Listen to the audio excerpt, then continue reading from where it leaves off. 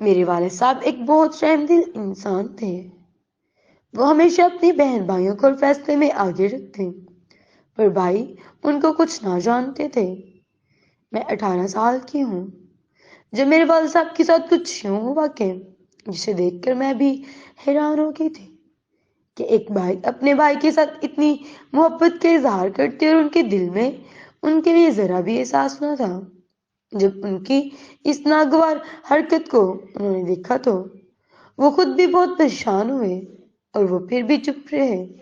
کچھ یوں ہوا کہ والد صاحب نے جب بھی گھر گندم یا اپنے فصلوں میں سے کوئی بھی پھل گھر لے کر آتے تو ان کے بھائیوں کے گھر راستے میں ہی آتے تھے۔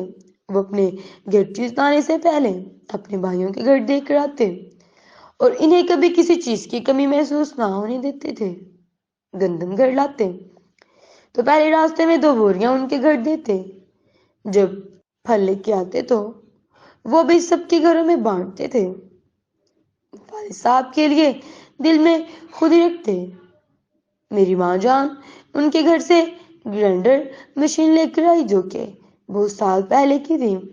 ان کے گھر ماں جی نے ان سے کہا کہ آپ ہمیں کچھ دن کے لیے یہ مشین استعمال کرنے کے لیے دیں۔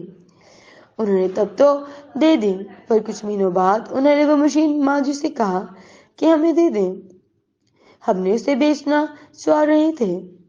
ماں جی نے کہا کہ یہ مشین 1000 کی ہمیں 2000 کی دے دیں۔ تائی امی کہتے نہیں دے سکتے، اس کا ریٹ 3500 لگ رہا تھا۔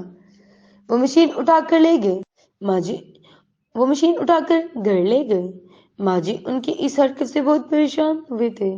جب رات والد صاحب گھر آئے، ماں جی نے ان کو ساری داستان بتائی کہ آپ اپنے بھائیوں کے ساتھ محبت کرتے ہیں پر وہ ہمیشہ دل میں دوگلاپن رکھتے ہیں۔ والد نے ساری کہانی بتائی کہ آپ تو کچھ بھی لے لیں آتے ہیں سب سے پہلے اپنے بھائیوں کو دیتے تھے۔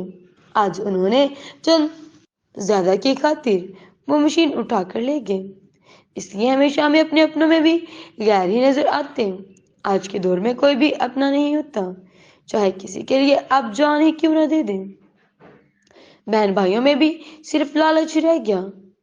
اس سے یہ پتہ چلتا ہے کہ دنیا میں کوئی بھی ہمارا اپنا نہیں ہوتا، چاہے آپ کسی کے لیے جان ہی کیوں نہ دیں۔